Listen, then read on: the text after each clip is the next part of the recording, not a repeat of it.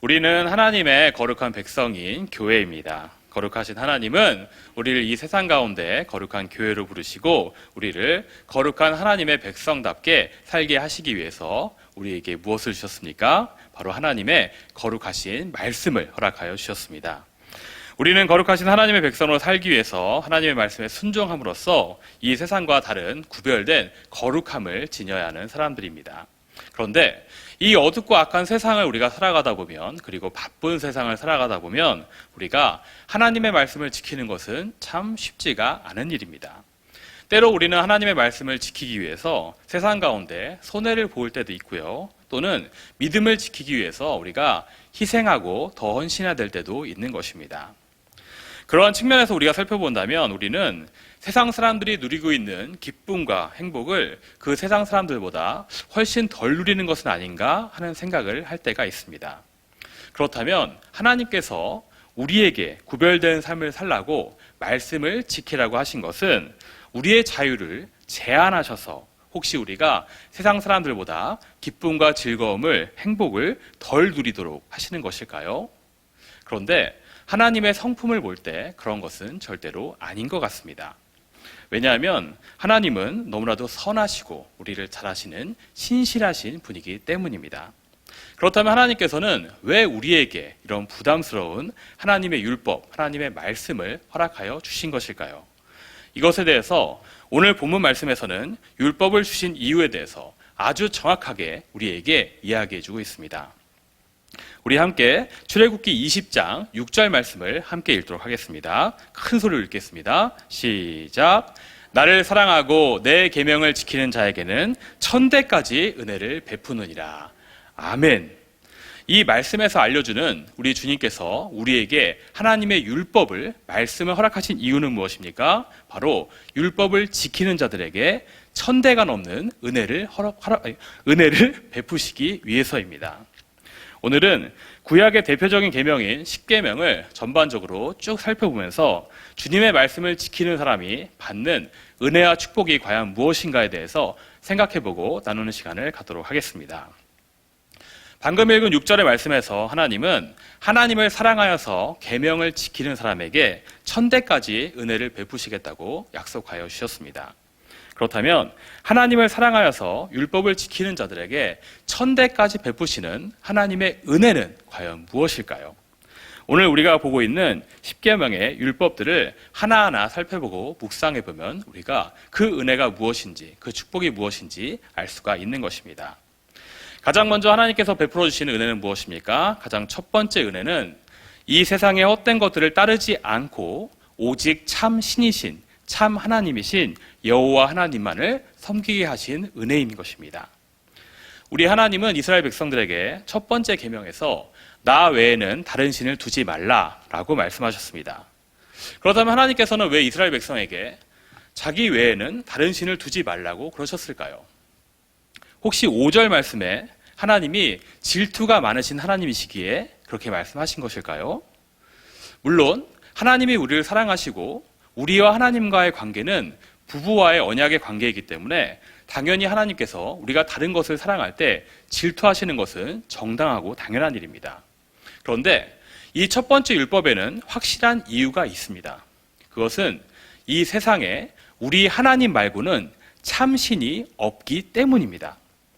그 당시 고대 근동에서는 많은 사람들이 많은 신들을 섬겨왔습니다. 특히 이스라엘 백성들이 오랫동안 노예로 살아왔던 애굽이란 나라는 가장 문화적으로 발달한 나라였고 아주 길고 다양한 문화적 배경만큼 다양하고 많은 신들이 있었습니다.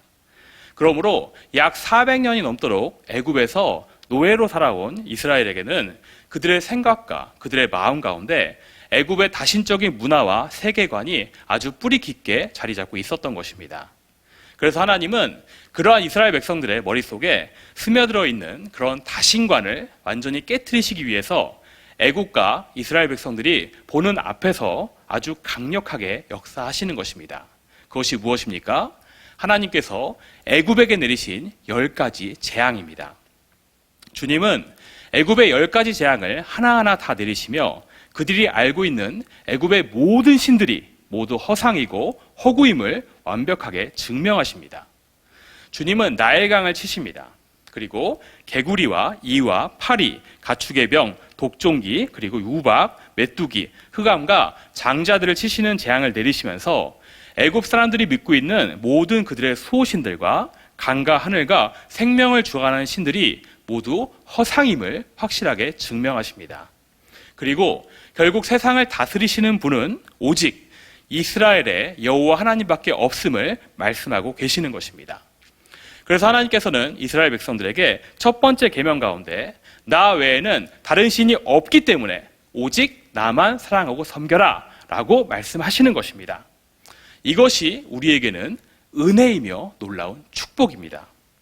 이것이 왜 은혜이고 축복입니까? 그것은 우리가 이제는 더 이상 세상의 다른 허무한 것들을 섬기고 허무한 것들을 따를 필요가 절대로 없는 것입니다. 정확하게 우리 인생의 진리와 영생과 축복을 허락하시는 분은 오직 우리 하나님밖에 없는 것입니다. 그렇기 때문에 우리는 여호와 하나님 한 분만을 섬기고 따르면 되는 것입니다. 그러므로 시편 73편 25절에서는 하늘과 땅에 주님밖에 내가 사모할 자가 없다라고 고백하고 있는 것입니다. 사랑하는 성도 여러분, 우리 하나님은 삶의 의미와 진정한 행복과 사랑을 찾아서 방황하던 우리에게 영원한 진리와 행복과 사랑이 하나님께만 있음을 확실하게 알려주고 계십니다. 우리는 이제 다른 인생의 어떤 허무한 것들을 찾을 필요가 없는 것입니다. 첫 번째 계명의 말씀대로 우리는 다른 것은 다 필요 없습니다. 하나님만 섬기면 되는 것입니다. 아주 우리 인생이 명확해지는 것입니다. 사랑하는 성도 여러분, 우리가 유일한 진리이신 하나님을 아는 것과 그리고 사랑과 축복의 본질이신 하나님만을 섬기는 것이 우리 인생의 가장 큰 은혜이고 축복임을 믿고 누리는 우리가 되기를 간절히 축원합니다. 두 번째 은혜는 무엇입니까? 두 번째 은혜는 우리를 하나님과 닮게 하시는 은혜입니다. 우리 하나님께서 주신 두 번째 계명은 무엇입니까? 그것은 우상을 만들지 말고 그것들을 섬기지 말라고 말씀하신 것입니다. 그렇다면 하나님께서 왜 우상을 만들지 말고 우상을 섬기지도 말라고 하셨을까요? 물론 1계명에서 밝혔듯이 하나님만이 유일하신 신이시기 때문에 그런 것도 있겠지만 우리의 관점에서 이 말씀을 다시 본다면 이 말씀 또한 놀라운 축복임을 알 수가 있습니다. 시편 115편 4절에서 8절 말씀에 보면 우상의 본질이 무엇인지 그 실체에 대해서 정확하게 이야기해주고 있습니다. 그 말씀들을 간단하게 요약하자면 우상은 사람이 스스로 만든 것입니다. 그리고 그 우상들은 아무런 능력이 없습니다. 그리고 우상을 만드는 자나 우상을 의지하는 자나 그 우상과 똑같이 되어갑니다. 즉 우상을 만들고 우상을 섬기는 자는 스스로가 만든 것에 매이게 되고 아무 능력도 없고 의미 없는 삶을 살아가게 된다는 것입니다. 금묵자학이란 말이 있습니다. 검은 것을 가까이 하면 검어진다는 말입니다. 우리는 상황과 환경에 영향을 받는 사람들입니다. 그래서 오랜 시간 가까이 하는 그 대상을 닮아가고 영향을 받을 수밖에 없습니다. 제가 요즘 나이를 들면서 깜짝 놀라는 것이 있습니다. 거울을 볼 때마다 저의 모습에서 저 나이 때의 아버지의 모습이 보이는 것입니다. 깜짝 놀랐습니다. 물론 저희 아버지는 뚱뚱하진 않으십니다.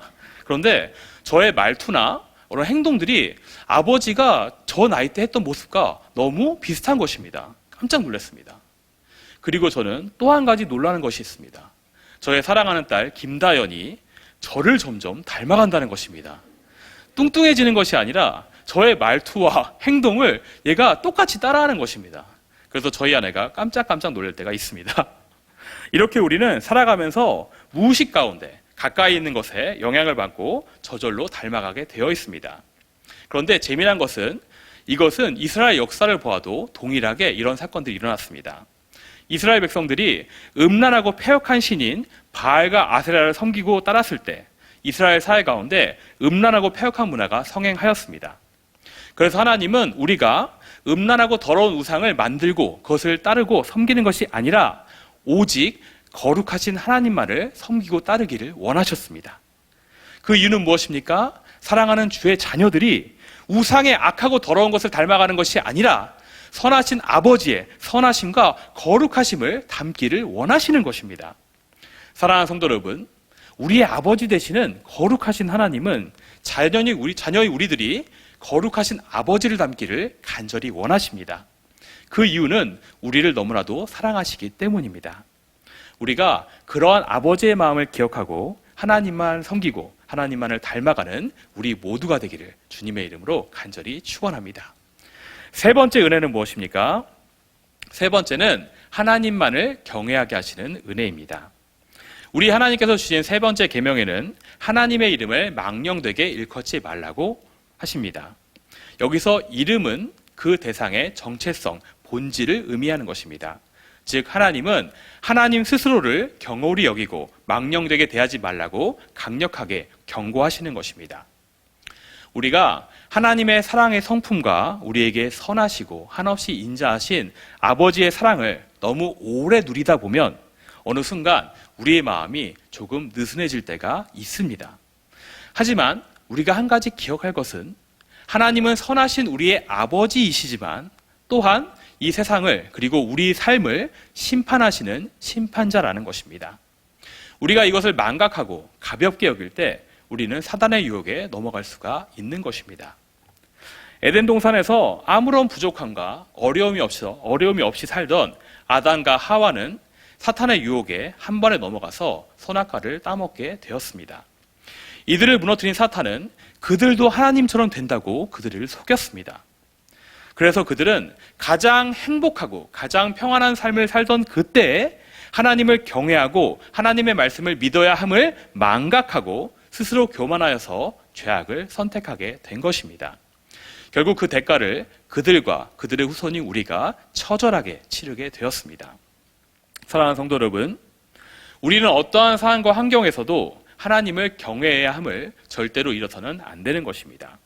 그러기 위해서는 우리가 하나님의 이름을 망령되게 부르는 말과 행동들을 삼가해야 하고 우리의 마음으로부터 하나님을 경외하는 마음을 지켜나가야 하는 것입니다. 사랑하는 성도 여러분, 우리 마음 가운데 하나님의 이름을 망령되게 부르면 안 된다는 경외감을 가질 때 우리는 늘 깨어서 사단을 대적할 수가 있을 것입니다. 이러한 하나님을 경외하게 하고 늘 깨어있게 하는 말씀이 우리의 생각과 마음 가운데 항상 있기를 주님의 이름으로 간절히 축원합니다. 네 번째 은혜는 무엇일까요? 네 번째 은혜는 우리에게 안식을 허락하시는 하나님의 은혜입니다. 우리 하나님께서 주신 네 번째 계명에서는 안식일을 거룩하게 기억하며 거룩하게 지키라고 명령하셨습니다. 그러면서 주님은 6일 동안은 열심히 성실하게 일하라고 말씀하십니다. 하지만 안식일은 일하지 않고 꼭 쉬라고 말씀하셨습니다. 이것은 우리 삶의 여러 가지 부분들을 생각나게 하는 것입니다. 가장 먼저는 우리의 삶의 우선순위를 생각하게 하고 회복하게 합니다. 하나님께서 우리를 창조하신 이유는 무엇입니까? 우리가 하나님을 예배하고 찬양하기 위해서 하나님은 우리를 예배자로 창조하셨습니다.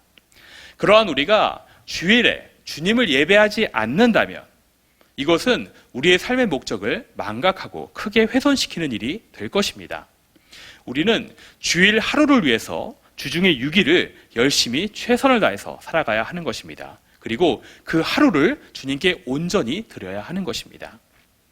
그리고 또한 주일을 위해서 주중 6일을 열심히 살아가는 것은 주중의 6일을 위해서 살아가는 가장 좋은 방법이기도 한 것입니다. 정말 바쁘게 돌아가는 이 현대 사회 가운데 많은 중독의 문제들이 나타나고 있습니다. 그 중에 하나는 일 중독의 문제입니다. 사람들이 너무도 바쁘고 힘든 가운데 이제는 쉬지를 못하는 것입니다. 그래서 주님은 이 안식일에는 반드시 쉬라고 우리에게 권면하고 계십니다. 우리는 쉼으로 인하여서 우리의 삶을 돌아보고 하나님을 예배하며 우리의 영혼을 그리고 우리의 정신을 새롭게 해야 되는 것입니다. 우리가 열심히 사는 것도 중요하지만 우리가 열심히 쉬는 것도 정말 중요합니다. 우리는 안식일의 쉼을 가지면서 주님과의 관계와 우리의 사명과 부르심을 다시 한번 점검하는 시간을 가져야 하는 것입니다. 또한 우리는 우리의 쉼으로 인하여서 다른 사람들도 쉬게 해야 됩니다. 주님은 안식일의 계명에 대해서 말씀하시면서 안식일에는 자녀들과 종들과 가축들과 손님들도 아무 일도 하지 말라고 말씀하셨습니다. 즉 우리의 안식을 통하여서 우리의 주변에 있는 사람들도 안식을 누릴 수가 있는 것입니다. 사랑하는 성도 여러분, 주일을 목숨 걸고 성수하시길 바랍니다. 주일 성수는 의무가 아닙니다. 우리에게 주신 은혜와 축복과 권리인 것입니다. 유대인들은 한 주의 마지막인 토요일을 안식일로 지켰지만 우리는 한 주의 첫날인 주님이 부활하시고 성령께서 임하신 그 주일을 지키며 삶의 우선순위를 드려야 하는 것입니다. 이렇게 주님께서 명하신 안식을 지키며 주일을 성수하며 주님 앞에서 예배하는 은혜와 축복을 누리는 우리 모두가 되기를 간절히 축원합니다. 다섯 번째로 주신 은혜는 무엇입니까? 그것은 바로 효를 행하고 효도를 받는 것입니다. 우리 주님은 다섯 번째 계명에서 부모님을 공경하라고 명령하셨습니다. 그 이유는 무엇입니까? 부모님은 우리 가정 가운데 세우신 보이는 하나님께서 세우신 권위자이기 때문입니다. 또한 우리를 돌보게 하신 은혜와 축복의 권위자이기도 한 것입니다. 우리가 보이는 부모님을 공경하지 않는다면 우리는 보이지 않는 하나님을 공경한다고 말할 수 없을 것입니다. 이 계명이 참 감사한 것은 무엇입니까? 이 계명을 지킴으로 인하여서 이 계명은 가장 직접적으로 우리에게 선하게 돌아오는 계명이라는 것입니다. 우리가 부모님들을 공경하고 효도를 다하면 어떻게 됩니까? 우리 자녀들이 그 효도하는 모습을 보고 배우게 됩니다. 우리가 효도하는 모습을 어려서부터 배우고 알게 하면 그것에 익숙해진 자녀들은 그대로 부모가 된 우리에게 효도를 하는 것입니다. 사랑하는 성도 여러분, 우리 자녀들과 후손들은 우리의 신앙과 언행을 그대로 보고 따라서 배우게 되어 있습니다. 오늘 본문 6절 말씀에 읽었습니다. 하나님을 사랑하고 그 계명을 지키는 자들은 천대까지 은혜가 이어진다고 말씀하고 계십니다. 이 계명을 방금 본 5계명의 묵상과 연관해서 보면 우리가 하나님을 사랑하고 계명을 지키는 것을 우리 후손들도 그대로 보고 지키고 배운다는 것입니다. 그렇기 때문에 축복이 대대로 이어질 수가 있다는 것입니다. 즉 내가 하나님을 사랑하면 나의 자녀들과 후손들도 하나님을 사랑합니다. 내가 부모님께 효도하면 나의 자녀들도 나에게 효도하는 것입니다. 이러한 은혜와 축복이 선순환이 계속 이어지면서 우리 가정에, 우리 가문에 축복과 은혜가 쌓이고 점차적으로 배가 되며 대대로 천대가 이어가도록 복을 받게 되는 것입니다. 우리 모든 가정 가운데 이러한 은혜와 축복을 대대로 이어가는 우리 모두가 되기를 간절히 축원합니다. 여섯 번째입니다. 여섯 번째로 주신 은혜들은 정직하고 안전한 삶을 살게 하시는 것입니다. 주님은 6계명에서 9계명까지 우리가 속한 이 사회 가운데 살아가면서 인간으로 지켜야 할 최소한의 것들을 말씀하여 주십니다. 살인, 간음, 절도, 위증은 우리가 거룩한 성도로서 그리고 이 사회에 속한 시민으로서 절대로 해서는 안 되는 범죄입니다. 어떻게 보면 하나님의 계명을 잘 지키는 것은 우리의 자유를 억압하고 제한하는 것이 아니라 오히려 우리의 삶을 안전하게 하고 유익하게 하는 바른 길이 되는 것입니다. 모든 인간은 타락하여서 악해진 본성을 가지고 있습니다. 그렇기 때문에 사람은 정해진 규정과 법의 테두리 안에 있을 때 최소한의 평화와 행복을 유지할 수 있는 것입니다. 그래서 우리 사회를 유지하기 위해서 법이라는 최소한의 테두리가 있는 것입니다. 그런데 우리 주님은 이 법에서 머무르지 않으십니다. 더 나아가서 말씀하십니다. 우리에게 더 높은 도덕적인, 더 높은 윤리적인 기준을 보십니다. 그 기준이 무엇입니까? 우리의 마음부터 보신다는 것입니다. 마태복음 5장 21절과 22절에서 주님은 살인하는 자면 심판을 받는 것처럼 형제에게 노하는 자도 심판을 받겠다고 말씀하십니다. 살인과 형제를 미워하는 것을 동일하게 두신 것입니다. 요한일서 3장 15절에서도 형제를 미워하는 자마다 마음속으로 살인한 자다라고 말하고 있습니다. 미움은 마음속의 살인입니다. 주님은 이 마음부터, 이 미움의 마음부터 살인으로 보시는 것입니다. 또한 주님은 마태복음 5장 28절에서 마음으로 음욕을 품은 것도 간음한 것이다 라고 강하게 말씀하십니다. 사랑하는 성도 여러분, 이렇게 우리가 마음으로 지은 죄들은 이미 하나님께 죄를 지은 것입니다. 그런데 우리가 마음과 생각으로부터 지은 죄들을 회개하고 우리의 마음과 생각부터 죄를 멀리하고 조심할 때 우리의 삶과 우리의 사회는 점점 죄악 가운데 멀어지게 될 것입니다. 그리고 그렇게 죄를 멀리한 우리의 삶은 주님께서 허락하신 평안과 행복으로 가득 차게 될 것입니다. 이러한 은혜가 우리와 우리 사회 가운데 가득 넘치기를 주님의 이름으로 간절히 축원합니다. 마지막으로 주님께서 주시는 은혜는 무엇입니까? 그것은 바로 자족할 수 있는 은혜입니다. 10계명의 마지막 계명에 하나님께서는 다른 사람의 소유를 탐내지 말라라고 말씀하십니다. 왜냐하면 우리 마음이 탐내는 마음을 제어하는 것이 아주 중요한 것이기 때문에 이렇게 말씀하신 것입니다. 우리의 마음에 탐심이 생기면서 우리는 그 탐심으로 인하여서 주님께서 10계명에 명하신 하지 말라는 죄악들을 하나 둘씩 범하기 시작하는 것입니다. 역사적으로 이스라엘 백성들은 이 세상 가운데 풍요와 쾌락을 탐하였습니다. 그래서 하나님을 버리고 다른 신을 두고 우상을 만들고 하나님을 경외하지 않고 안식일과 절기를 잘 지키지 않았습니다. 예수님 시대의 바리새인들은 돈을 너무나도 사랑함으로 자신의 부모를 돌보지 않고 고르반이라고 하며 하나님께 자신의 돈을 다 바쳤다고 이야기하며 그 돈으로 부모를 돌보지 않았다고 합니다. 다윗은 밧세바라는 우리아의 아내를 보고 탐내기 시작하면서 자연스럽게 간음과 살인의 죄를 저질렀습니다. 아간은 여리고성에 금과 음을 탐내어서 하나님께 바쳐야 되는 것을 도둑질하기 시작합니다. 고로 이것으로 인하여서 전쟁에서 패배하는 것입니다. 아나니아와 삽비라는 밭을 팔고 돈을 탐내서 일부를 착복하고 거짓으로 다 가져왔다고 거짓말을 합니다. 그리고 결국 그 속임으로 인하여서 저주를 받아 죽게 되는 것입니다. 성경의 이야기 속에 드러난 10계명을 어기는 모든 범죄들이 모두 마음의 탐욕에서 시작되고 있는 것입니다. 우리가 살아가는 이 세상을 보아도 인간의 탐욕으로 인해서 대부분의 범죄들과 자연재해들이 일어나고 있습니다. 우리가 탐욕을 부리지 않고 있는 것에 자족하여서 살아간다면 탐욕으로 인한 죄악들과 문제들이 사라지고 우리가 사는 세상이 더욱더 행복해지는 것입니다. 그렇다면 우리가 탐욕을 버리고 자족하려면 어떻게 해야 될까요? 그것은 바로 1계명을 지키면 되는 것입니다. 우리가 주님 한 분만으로 만족하는 삶을 사는 것입니다. 우리가 주님 한 분만으로 만족하는 삶을 살고 그리고 감사하고 기뻐하는 삶을 살아갈 때 우리 마음가에서는 탐심이 사라져가고 주님께서 주시는 감사와 기쁨이 점점 넘치게 될 것입니다. 그래서 하나님은 10계명의 가장 첫 계명에 다른 것을 마음에 두지 말고 오직 하나님만을 마음에 두라고 말씀하신 것입니다. 사랑하는 성도 여러분, 우리 마음 가운데 하나님만을 진정으로 사랑하시길 바랍니다.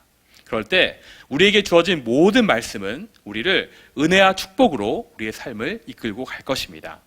이러한 놀라운 은혜를 베푸시기 위해서 주신 주님의 말씀을 기억하고 그 말씀에 순종하여서 1000대가 넘게 이어지는 은혜와 축복을 누리는 우리 모두가 되기를 주님의 이름으로 간절히 축원합니다.